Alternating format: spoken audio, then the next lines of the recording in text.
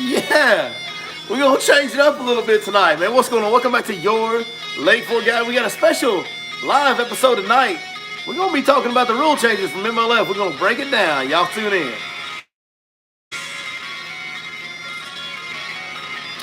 Shout out to the princess, Princess Laney. She's around the corner in the house over there. Asked me to play this song the other day in the truck. Did not know this was one of her favorites. But we're going to rock it tonight because I kind of like it.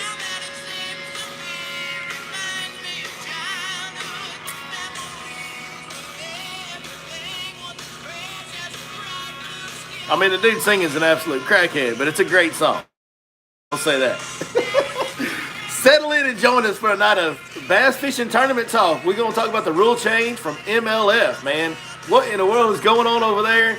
It's the land of ever-changing landscape, it seems like at times, at Bass Pro Tour. We'll talk about that, discuss my opinions on it, get your opinions on it, and really talk about why we think they're doing it, why it's happening, and who it benefits and who it hurts. Because it could shake out where it hurts some and benefits others. We'll talk about that and so much more. One thing about this place, we ain't going to tell you what you want to hear. We're going to keep it real, man. We will keep it real. We're going to discuss that too. We might break into a little discussion about how people just kind of tend to tell you what you want to hear. And that ain't what you're going to get on this channel. So y'all settle in, get some brown in your cup, hold it up, drink it down. Let's get it, y'all. Yeah, man. Fade that out right there. Thank you to Guns N' Roses for starting us off tonight, setting the tone, as we like to do with a little music on the live streams. Opening comment right away says live 2 nights in a row. Wow, yeah, man, we're going live 2 nights in a row. We will not be here tomorrow night. I'll be at a junior high football game tomorrow evening, so I will not be live with you guys tomorrow like we used to do on Thursdays. Just this week and one more week of that, and then our Thursday live streams should be able to kick back in on our regularly scheduled programming, as they say. By the way, I'm going to go ahead and apologize in advance tonight. My nose and my allergies has been absolutely killing me all day today, Smalls. Killing me, Smalls. Yes, it's been killing me all day. So I'm going to try not to sneeze or blow my nose on a live stream. I'm not going to make any promises. We'll just go with that. But live 2 nights in a row, yes. We're going to try to start doing more discussion videos. And like I said in the beginning, people will just tell you what you want to hear. You know, they'll tell you what you want to hear. Here's what would normally happen. What would normally happen on most social media channels or most conversations with human beings, this is how this would go. Yeah, guys, we're going to do more live streams because I feel like it's a better way for me to interact with you guys, and I can be more informative, and I can actually deliver higher quality, better information than I can if I film it on the water and just post it later, because I get the live interaction with you. And I'd make up some BS excuse as to why I'm doing live instead of doing post-production uploads, right? We'd make up some legitimate reason, quote unquote. Here's why we're doing it. Because you guys are watching. Like, the reason that we're doing it is because we're getting a lot more views on the videos that I do live and just sit here and have talking topic discussion. That seems to be the trend on YouTube these days.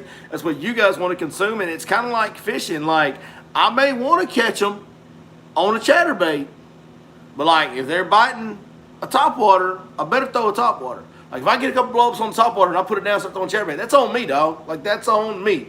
Like I may want to catch them on a big swim bait, but if I can't get a bite on it and I pick up a wacky worm and I start getting bit, I might want to throw that wacky worm. Same thing with this. I may want to make, nicely edited, post-production, big cameras, B-roll, cool-looking uploaded videos. I may want to do that. But if you guys aren't watching as much of that and you're watching more of the live streams, then I need to do more live content. It doesn't mean I can never throw a big swim bait again. It doesn't mean I can never make another on-the-water video again, but it does mean I probably need to do more of the content that you guys are relating to and watching. So the reason we're doing it is because more of y'all are watching. That's the real reason. And it's the reason just about any social media content producer makes content. So that's just the reality of it. That's right. Hey, as you guys get in, do me a favor tonight as y'all get in here, hit the thumbs up. Let me know that you appreciate the videos that we are making. Also, do the subscribing thing. And most importantly, anything that you can do, please share this thing. That helps us more than anything else. And I sure do appreciate it. MLF, big rule change. Big rule change for MLF. I guess we should say some hellos to the folks, the early risers in the chat, as they say, before we break off into this topic. We'll say the hellos real quick. I got my boy Todd Udi in the house. John Chance is in the house. Melvin Perkins, Mel Moore, Rocky Shue, James Clifton, Jacob Burks, Wade Wilson, and so many more starting to join us right here. You guys keep dropping the comments as you get in. We appreciate it. Hey, also real quick, early announcement. One more thing. Well, a couple more things. We're gonna get to the topic. Just stand by. We're gonna get there.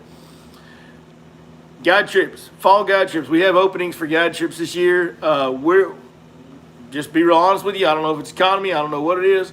We're not booking the guide trips like we're used to over the last few years. It's been a while since I have had openings within the next month of my schedule. We have openings in November. November traditionally has been a phenomenal month. I think it's the best month of the fall. I think it's the month where you start catching bigger fish, in my experience, for the fall fishing period. I really like November fishing. A lot of guys go to the deer blind and the duck blind and get off the water, and man, we catch a lot of good fish. We catch a lot of numbers of fish, and we catch some really big ones. It's not that there aren't tough days in November. You draw a day behind a hard cold front in November, it can be flat out tough.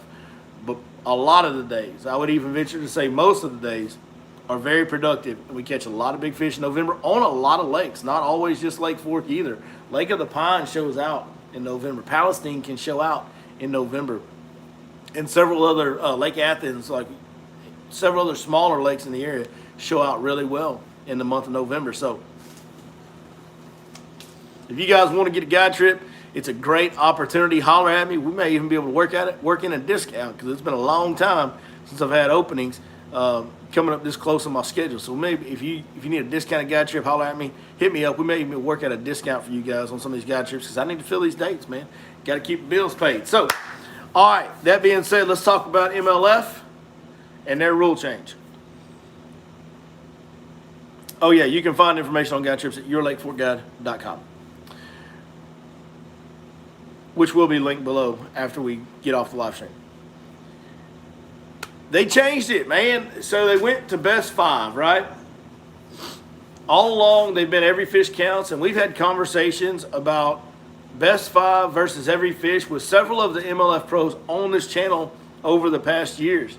The one we went the most in depth with was Kelly Jordan, who's very good friends with Boyd Duckett, who many of you know, or I think, I don't even know this for sure for me, but what I do know is that it seems like Boyd Duckett is kind of at the top of the heap over there. Like he's kind of running things a little bit. Now, how true that is, none of us really know. None of us really know, right? That's just the reality of it, how much he's actually calling shots or not. But Boyd Duckett and Kelly are very close. And Kelly Jordan's been involved with Major League Fishing since it was just the offshoot sideshow TV program, which was great and has been very successful. I apologize, my nose is driving me nuts. But we had the most in-depth conversation with him, and his stance, okay, was not that, well, we want to be different, or, it's just something new we're trying to offer a new product, different product. It wasn't anything like that. He actually made the argument that counting every fish that you count is better. And the argument that Kelly Jordan made to us was, when you talk to your buddies after a day of fishing and they ask you how you did, what do you tell them?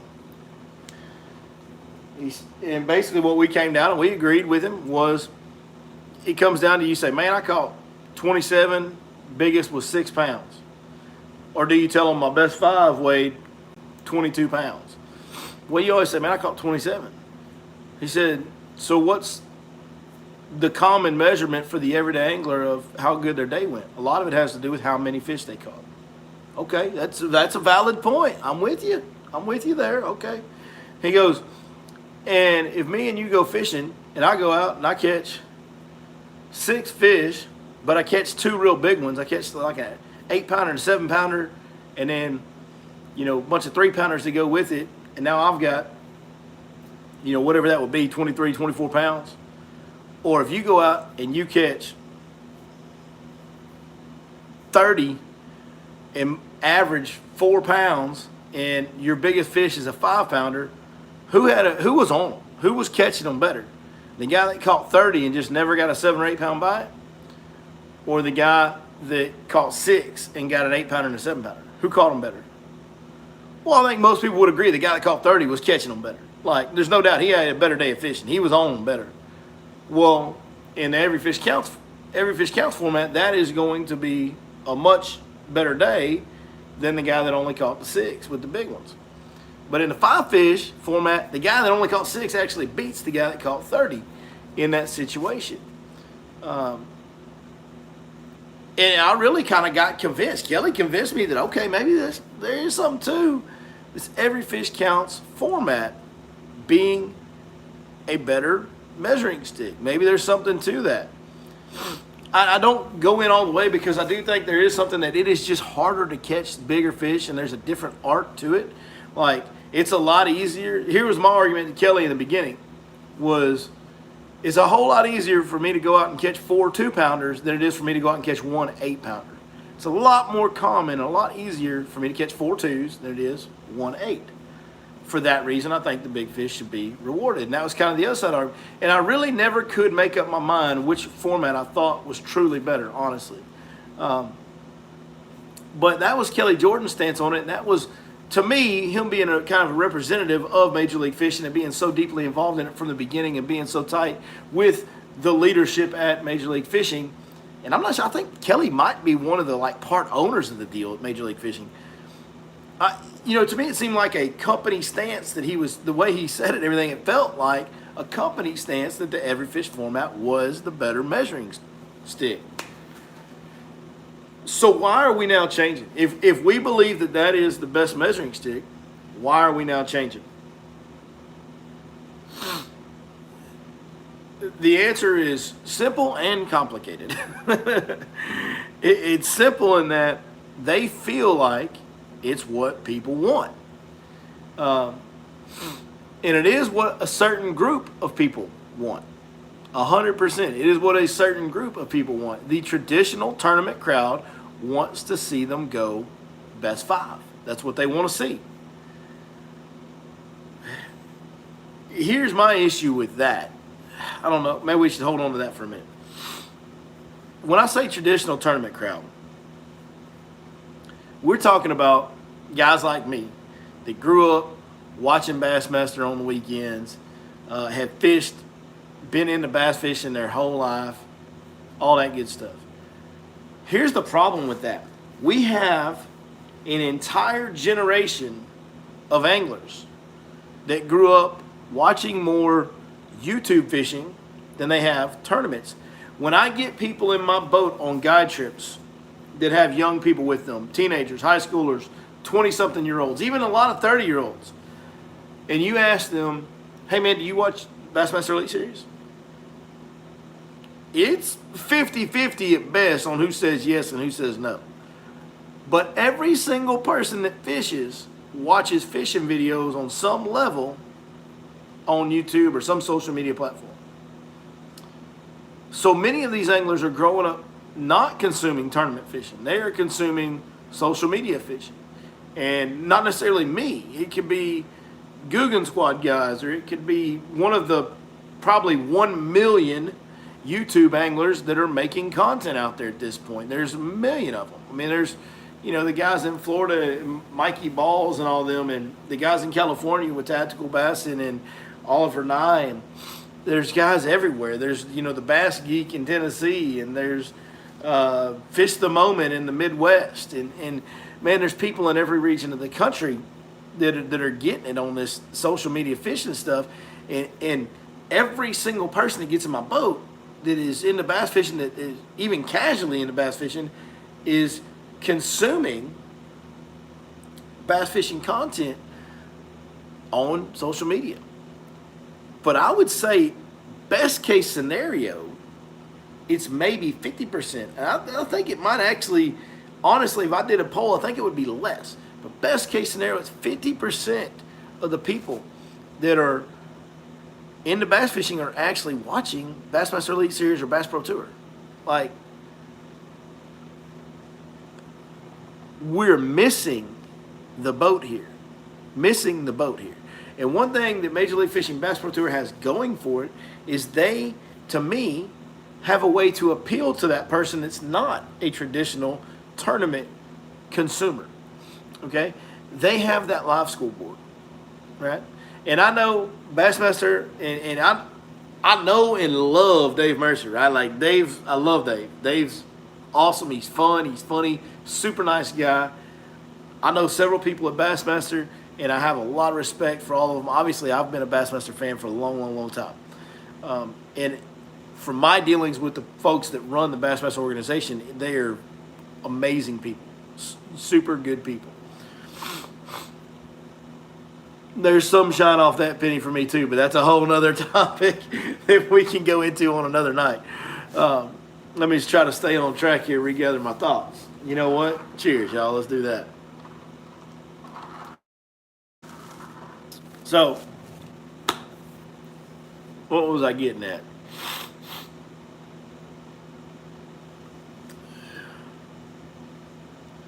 The folks at Bass Pro Tour have the live leaderboard, and Bassmaster loves to hang their hat on the weigh-in being an added deal that they have. Here's part of the problem. You got to make no mistake about it. There is a huge rivalry between these two organizations, right? Like, they don't really like to talk about it publicly, but they're both watching everything the other one does. And they're both attempting to come up with every plan they can to get an edge on the other one. Like, instead of just focusing on let's make the best product, there is a lot of tactical decisions that go into both organizations where it's like, what are they doing? Okay, can we get an edge on them here? Let's do this instead of this because they're not doing that. And then let's do this instead of this because they're doing that. And there's no way, talking to the people that I know inside the industry and inside the tournament fishing industry over the last few years, there's no way, in my opinion, just my opinion, there's no way that those guys at Bass Pro Tour aren't going back to Best Five in some way just to compete more directly with Bassmaster because they do Best Five. Like, that's part of this decision. You know, they polled fans on their social media about how would you rather have Best Five or would you rather have Every Fish Counts? Well, let me go ahead and tell you something. The most adamant fans that are actually going to take time to vote on your social media page when you're a professional tournament organization are going to be the traditional tournament fishing crowd. It's not going to be the people that don't traditionally consume Bass Pro Tour. And if they wanted to reach a bigger audience, which they've always said, we want to reach a bigger audience, we want to grow the sport, yada, yada, yada, that's been their deal from the beginning, they just ignored that audience. They did. In some way, they ignored that audience, okay? For me personally, in my opinion, I'm glad that it's Best Five, and I think it's a good move. I do think it's overall a good move. What I'm getting at right here, and I'm rambling around it, is that the industry, the tournament bass fishing industry, misses so bad on who their audience is, okay? There is so many people out there that have nothing to do with tournament bass fishing that will consume bass fishing content and will buy bass fishing product. The majority of the consumers in the bass fishing industry never watch a Bass Pro Tour event. They never watch a Bassmaster event. they consume any type of fishing content they can, and they buy the products that these companies are sponsored by and some of them own, and buy the products that these anglers are sponsored by, and they're missing these guys completely. I think there needs to be outreach to that consumer from both organizations. But anyway, doesn't matter. As a tournament fishing fan, I'm glad they did it, and I think it's a smart business decision, and I'm going to tell you why. They still have the Major League Fishing Summit Cup. I don't know, there's all Patriot Cup, all kinds of different cups. Y'all know what I'm talking about. The cup events that are on TV that are not live covered. They're just post-production posted on TV shows. They still have those, right? So they still get the every fish format tournaments. They still have that. Now with Bass Pro Tour going to best 5, they have a best 5 tournament format. I think it's a really smart move. I think now they can cover both sides, okay, of the industry. If you got fans that want to see every fish, they can still see that in the Cup events. If you've got people that want to see best 5, they can still see that in the Bass Pro Tour events. I think it is a very smart business move for them. Now, the only thing that I would say that they need to do is those Cup events and those live streams need to be, and Bassmaster doesn't do this either, but they need to do it as well. When they live stream on their website, they need to start doing that on social media platforms. Why are they not live streaming on social media platforms? They're only doing it on their website, which is great for me, for all of us traditional bass fishing fans. Why are they not live on YouTube and Facebook and every... Why not? You still get to roll your ads. They roll their ads into their live coverage. They have the technology, the ability to do all that. Why are they not live streaming on these free to use platforms that have billions of users? Like, oh my God, I don't understand it. Surely they can figure out how to do that, and they need to do that. And the other thing they need to do is allow that live coverage to stay up post-production. Just like when I live stream this video tonight, when we're done, this video is going to still be posted on YouTube. Why are we not doing that with bass fishing tournaments that are already being live streamed? They're just being live streamed on your website. They get so concerned with these little penny-ante things about, well, we got to do it on our website so it drives traffic to our website so we get more advertising dollars on our website. You guys are being idiots, you old dinosaur thinking suckers. Like, look, live streaming on all the platforms, get 10x the amount of eyeballs on it. Now you talk about growing the sport.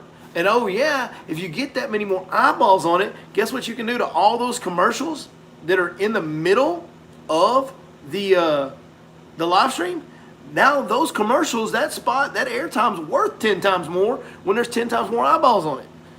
Like, it's all about the eyeball time. That's what, when you're selling advertisements, whether it's me selling it for direct sponsors that want to sponsor me, whether it's me selling my own product, whether it's anybody selling anything, when you're being sponsored and you're doing marketing and branding for somebody, they're paying you to do that. The only thing that really matters is eyeball time. How many eyeballs for how long? That's how much money you can make. Like, yeah, you guys got me off on a little business talk there, and I got a little fired up. As an organization, I think the best 5 fish is a great move because we still have the every fish format, and we still have best 5. And now Major League Fishing, to me, has a huge advantage on their competition in Bassmaster because they have both formats. If Bassmaster was smart and could put their ego aside, what Bassmaster would do is create a offshoot sideshow tour competition where they had every fish count events. If Bassmaster was smart and could put their ego aside, they would produce content with Bassmaster Elite Series guys doing every fish count formats, and I don't know what you call them. We call them Major League Fishing Cup events. We call them the Bassmaster Sideshow Tour. I don't know what you call it. But they need to do the same thing so that they can hit the part of the market, because there is a segment of the market that wants to see that as well and wants to see that more than they do the best 5. If something is free to the consumer is the product. That's a good way to put it. That's a good way to put it.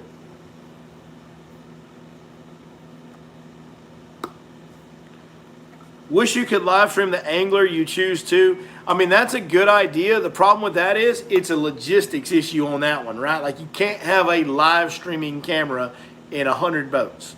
We're not anywhere close to that capability, especially on some of these lakes, you know, where we have issue getting 10 guys to stay live all day because of service and signal issues on lakes. I still don't understand why they haven't been posting their live streams on you. Like why? Like you go to Bassmaster, you go to YouTube right here on this platform we're on. You go to Bassmaster's channel, and there'll be highlights from day 1, highlights from day 2 of this event or whatever. Why is the entire broadcast not just posted? I don't know. You tell me. It would be the easiest thing to do. It makes no sense. Do you know how many times I've gone back and watched, just me, and I'm a degenerate, I get it. But I'm obsessed, right? Like how many times have I gone back and watched old Bassmaster tournaments? A lot. You don't think I'd go back and watch old live stream covers, old live covers, and fast forward to the parts I wanted to see? No, yeah. And if I'll do it, there's some others that'll do it too. I mean, I think these organizations just need to hire me and let me be their content production advisor. That's what they need to do. That'll never happen. I want to tell you that. What's up, Gary Payne? Bass and MLF are in the pissing contest. Listen, guys, they are. I may never get another interview with one of these guys again. I have burnt some of those bridges this year because I've told some of them to kiss my you-know-what, proverbially, right? Like I have. I have definitely burned some bridges with some of those guys. I may never get to talk to any of them and get any real information from any of them again. But I will tell you this. I gathered enough information over the last few years. There is definitely a pissing contest going on between the two organizations. 100%. It is what you thought it was. Publicly, they're like, "Nah, man, we wish them the best." Blah blah blah. No, the scheduling deal is on purpose with MLF, right? And some of the ways that they market things and the timing of when they release products or when they release marketing content or when they release content in general and everything they're doing, they're looking at each other. They're looking at each other, and they would both be so much better off if they would just worry about making their building bigger instead of figuring out how to tear the other guy's building down. And in fact, the way they would be the best off is if they would look at each other and help each other build each other's building. Like if they actually worked together and made sure that their events at the top level were never scheduled on top of each other. Instead of them trying, like Major League Fishing coming out, traditionally the last couple of years what's happened, Major League Fishing waits till Bassmaster schedule comes out, and then Major League Fishing releases a schedule, and it just so happens that several of their events are right on top of Bassmaster. So now we've got Bass Pro Tour live, and we've got Elite Series live at the same time. Well, now you just cut the entire market in half. Just the simple fact alone of them not scheduling on top of each other at the top level where they could both have the entire industry of consumers to theirself when their tournament was going on would make both organizations stronger. It would make both organizations have more view time on their live streams, and it would make both organizations' marketing dollars bigger, is what it would do, because they would have more eyeball time. Because remember, it's how they get paid. When you're selling advertising, that's how it works. I get X amount of views for X amount of time. That means it's going to cost you this many dollars per 1,000 views. That's how this game works. So the more eyeballs they have, the more money they make.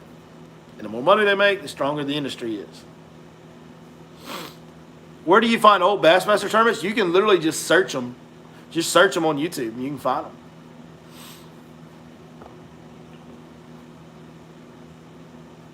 Yeah, Lynn Dollar was a channel that had like most of them back in the day. Bassmaster used to have them all on there. Bassmaster used to have them all on their website too. They may still have that on their website.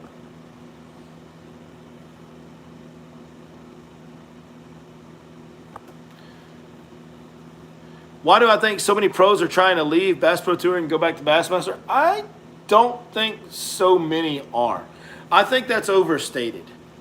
Look at the percentage of guys that have left and gone back to Bassmaster. And I will tell you this right now, in my opinion, the ones that have left, it's been purely out of got to be careful how I say this because I don't want to insult anybody and get this taken out of context the wrong way. Because Lord knows things will get taken. These days, people will take something you say or do, and they will run with it to the ends. Listen, I'm a raging alcoholic. I'm considered a raging alcoholic by many of the locals around Lake Fork because this cup sits right here with me on live streams. 99% of the time, it's tea in there. There has been times when this is actually whiskey in this cup. Most of the time, it's tea.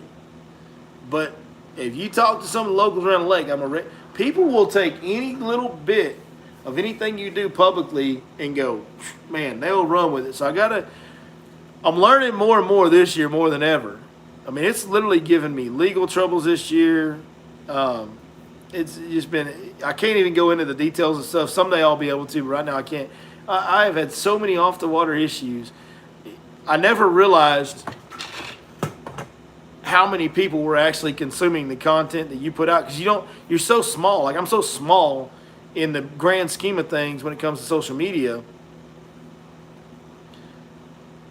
You don't realize how many people are actually watching and how big of a deal it is and how much everything you do is like under a microscope when you operate in the social media world like this. I mean, it's come back to bite me in some ways. I've learned a lot about it, and now you just got to be careful. But what the heck were we talking about anyway?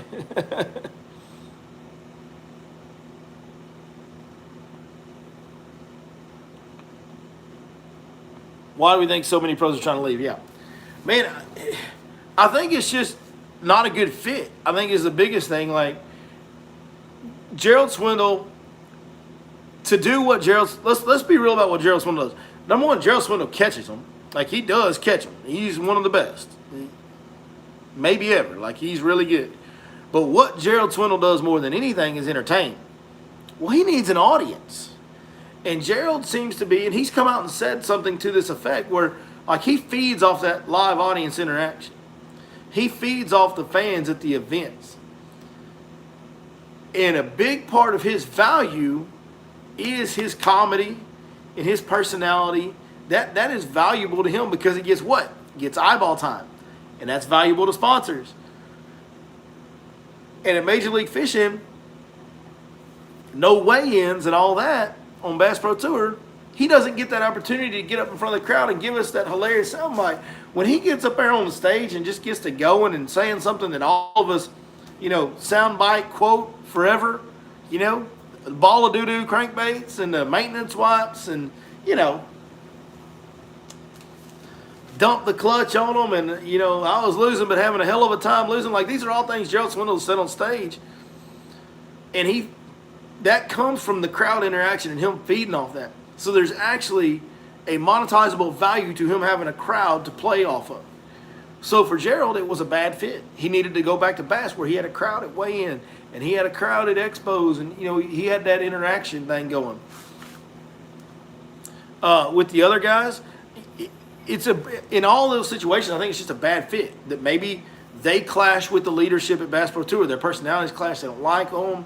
They don't like the decisions they make. Whatever the case may be, there's nothing wrong with it being a bad fit. But for us to sit here and say so many guys are trying to leave Bass Pro Tour, that has been sensationalized by people in the industry that are wanting to create the controversy. Yes, some guys do want to leave.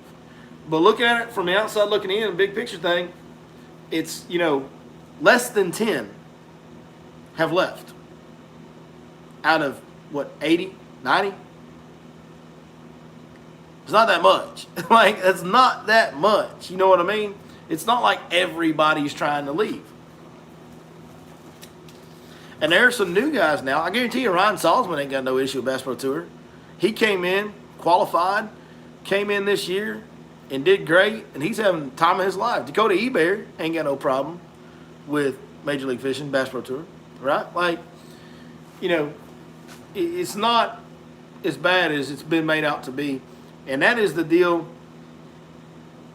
Even the good old boys that seem like the good old boys, so many of them, and that's what we were talking about a little bit earlier, they sensationalize things. It's like our entire world, our entire culture, our entire race as humans now is been taught by our news media to take any little sliver of truth and exaggerate it and just take it to wherever it needs to go to get the most attention or to fit the storyline that you want to believe. And I think that's what a lot of them do. I like Luke Duncan a lot. And I know he's done a lot more in this industry for a lot longer than I have, and I've got a lot of respect for Luke Duncan. But Luke seems like one of those guys that, you know, he had a major clashing with Major League Fishing. We all know what happened, and I'm not saying that Major League Fishing handled it correctly. I don't think they did. I think there was some wrongdoing on their side in that situation and how it got handled. I truly do. But Luke has let that thing stay with him and eat in him to where he just ain't never going to let it go, it doesn't feel like. It feels like he never lets it go, man. Anytime a topic comes up about Major League Fishing, you can, even if he doesn't say anything directly, you can feel the bitterness coming from his end. And Luke does know a lot of these guys and know a lot of them personally, and so we take everything that he says about what's going on as the gospel, and I just think sometimes Luke's stretching it a little bit on how anglers feel. Like he acts like every single angler over there is unhappy sometimes, or at least that's how it comes across. And, please keep in mind, I like the heck out of Luke, respect the heck out of him, but it comes across like when he tells it like basically every angler over there hates life and wants to go back to bass. I just don't see that being the case, because you know what? They're not all fishing the opens. Like if they all wanted to go back, they would. Every one of them would be fishing all 9 opens trying to qualify. Yes, there are some every year that are trying, and sometimes they leave and sometimes they don't. Like I don't know. It's and I've talked to some of the guys that aren't trying to go back, and they're not. You know, they're not wanting to go back to bass. It's a mess. That's for sure. It's definitely become a messy situation. There's no doubt.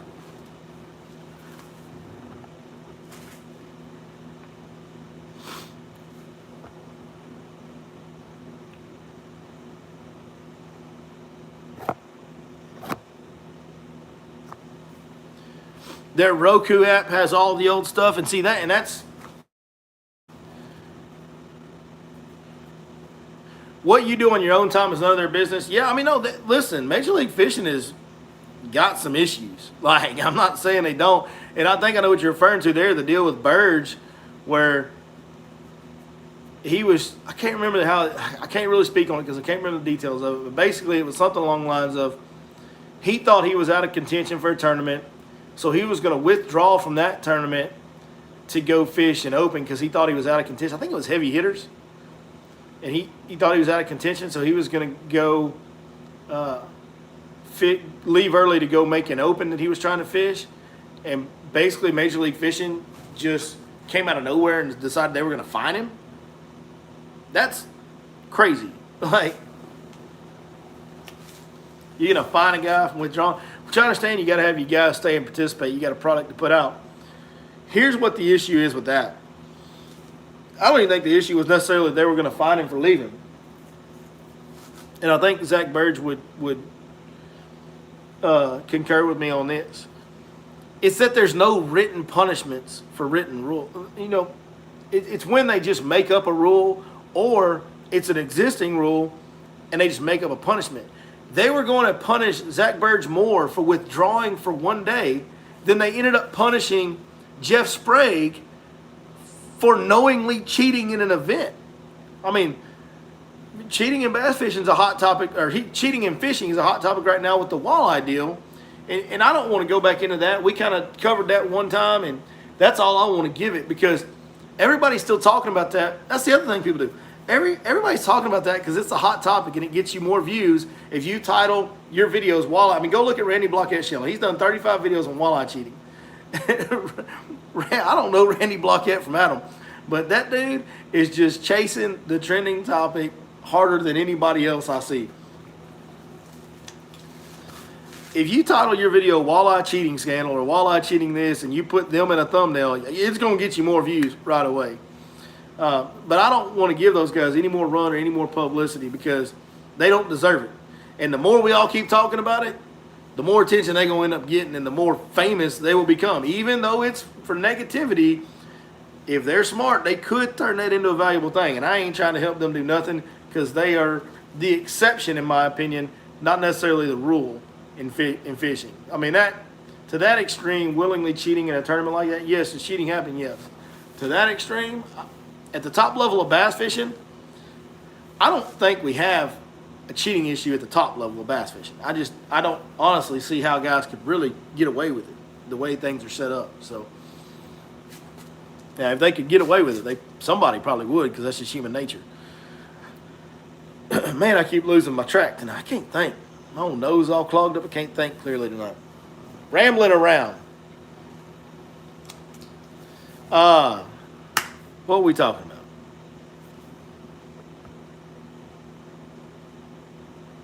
Oh, the rules. What Jeff Sprague did earlier this year is it is the most blatant cheating violation that we've seen in quite some time. I mean, in a long time, like as much as I can remember at the top level, right? Like, he knowingly got information during no information. He got it from a guy who had local experience there. And on top of that, the guy was linking him up with a local that had currently been fishing there. I mean, it was a horrible deal that he did. And what they did was they basically just disqualified him from that tournament. They took his winnings back. He finished top 10. They took his winnings back and took his points away. No suspension, no fine over the top of that, nothing. With Zach Burge, they were going to fine him, and it was going to cost him more money. They were going to punish him harder, or they were talking about suspending him. Something. They were going to punish Zach Burge more for withdrawing from the final day of an event that he felt like he was out of contention of to go fish a Bassmaster Open. They were going to punish him more than they punished Sprague for cheating. Like, that's an issue. That's a problem because since we don't have written consequences for written rules, now it's just up to the discrepancy of the organization, and that's where you get a lot of these rumors about Major League Fishing is corrupt. They like this guy, they don't like that guy. If you're one of their good old boys, then you're good. That's where those rumors come from, right? And I would say, whether you agree with the punishment or not, it's a lot easier to live by a punishment if it's a written punishment for a written rule. Like, there needs to be defined consequences for rules violations. If you violate the information rule, here's the punishment. If you violate any rule they have, there needs to be a written punishment for it, written consequence for it. There's no reason we don't have that. Like, I don't understand why we haven't always had that. That doesn't make any sense to me at all. So that's a problem they can resolve really easily. But, overall, the best five versus every fish deal, I think it's a really good move for them. I really do. They've got the best of both worlds now because they do have the every fish form. Like we said earlier, they got every fish format for people that like that. Now they got the best five format for people that like that. And as much as Bassmaster loves their weigh-ins, there is infinitely more people that are watching the live coverage than are attending the weigh-in. And a true live score tracker, when they catch, weigh, release, and they keep the live score tracker going, that is an advantage that MLF has over Bass, in my opinion. I think that the live coverage product in today's bass fishing world, the live coverage product is where all the money's generated. The vast majority of it. It's where the advertising dollars are going to go. And I think to have a live score tracker that is actually accurate versus the score tracker or bass track that Bassmaster has, where at the end of the day, you really don't know who's won. And they cut off the last hour of coverage or whatever it is. And so you have to tune into the weigh-in as well. I don't know Bassmaster's numbers, but I will bet you this. I will bet you there is a tremendous amount less people watching a weigh-in than there is watching the live coverage when they're on the water. I think they need to fix that issue. I think they need to quit being so concerned about the weigh-in. People that want to be there live in person to see those guys weigh in are still going to come, even if they know who won. In my opinion, I think they will. They do at Lake Fork. Lake Fork, they have real live scoring because they catch, weight, release at Lake Fork because of the slot. And guess what still happens? I've seen the crowds at Lake Fork. They still get a good crowd there. And it's still a party, and it's still a, vendor booths and all that other stuff happens even when they have actual real live scoring at the Lake Fork events. And somebody said, I hope they keep the live score tracker. The live score tracker, to my knowledge, is definitely still in play with the new Bass Pro Tour format. It will be a live score tracker, only they will be culling their lowest fish for their biggest fish as they go. It will be just like the Lake Fork events, which, to be honest, is what I thought the Bass Pro Tour was going to be. The ironic thing about all this for me, personally, on my personal end, when they created Bass Pro Tour, they already had the Major League Fishing Cup events that were every fish counts. When they decided to create their own top-level tour, and they recruited all those guys from Bassmaster, Stowe, whatever you want to call it, they got all those guys to leave the Elite Series and go fish this new Bass Pro Tour. I didn't read up on it, and I assumed that it was a best 5 format. I thought they were going to have their live score tracker, they were going to catch, weigh, and release, but it was going to be a best 5 format. I think, for me personally, my opinion, this is the future of bass fishing in the way that it should be. Forget toting those fish around in a live well all day. Let's take care of the fish the best we can. Hey, and let's weigh the best 5, because I still tend to think that's kind of the best way to measure how good of a fisherman you are that day in bass fishing. And that's what I always thought it was going to be. Like, I was completely shocked when I found out that they were going to do every fish counts on the Bass Pro Tour when it first started.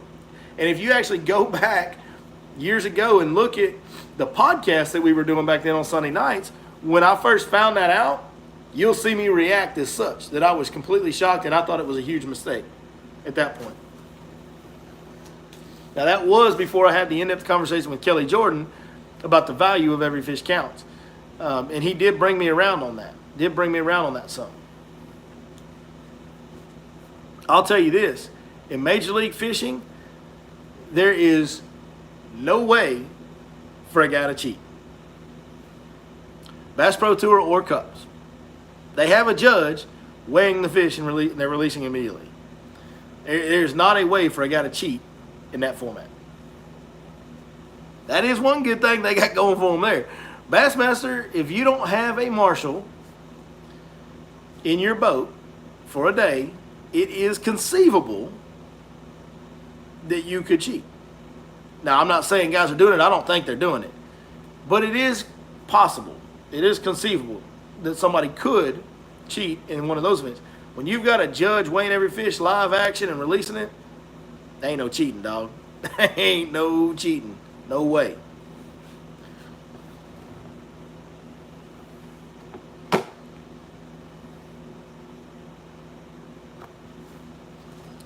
Do I think they will lose some excitement on the cut line with the 5 fish versus every fish? I mean, maybe some. I don't really think so, because it's just going to be a different cut line, right? It's just not going to be, 20 pounds or 30 pounds or 40 pounds. It's going to be, that cut line is going to be 10 or 12. But you're still going to be like, all right, this guy needs to catch a 4-pounder right now to get in. You're still going to have the buzzer beater scenario of a real live scoreboard, right? You're still going to have that guy that needs to catch a 3-pounder to get in, and we watch him catch a 3-pounder with 10 seconds left. Like, that's still going to happen. It's just going to be a little different. It's not going to be, well, he needs any fish over 2 pounds. No, he needs a 3.5 or a 4 point whatever. And then sometimes he's going to set the hook, and we're not going to know what the fish weighs. And it's going to be the same. The number will just be different. That's it.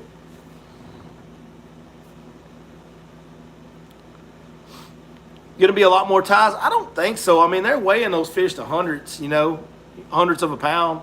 So I don't think you're going to have very many ties. I don't think that'll be an issue. You don't think it'll fluctuate as much? I mean, yeah, the numbers are smaller, so it probably won't fluctuate quite as much. Yeah, there won't be as much boom, boom, boom jumping up and down. But when it comes down to the buzzer beater scenario at the end of the day, that's still going to exist, in my opinion. I guess time will tell on that, but I think it'll still exist.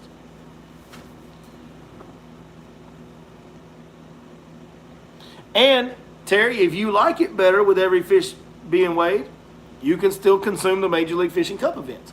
And that's why, like I said for the 15th time tonight probably, I think it's a great deal for Major League Fishing because they have the Cup events for the guys that do prefer every fish counts, and they have the best 5 events now for the guys that prefer that. So they've got both. And Bassmaster needs to get on that. Bassmaster needs to go create some. Bassmaster needs to get over their ego in this situation, and they need to go create some every fish counts events off to the side as well, in my opinion. Not saying they need to make that part of the Elite Series. They need to make their own little separate deal. Just like Major League Fishing has the Cups, they need to have the Bassmaster Cups or whatever they want to call them, and do it every fish counts format. They should. They should. And don't forget, if they do, you heard it here first. Hey, man, thank you guys so much for watching tonight. Jacob Wheeler's still going to be Jacob Wheeler for those of you. Oh, we never did cover who is this for. We covered that from the fans' perspective, but I guess we didn't cover that from the angler's perspective.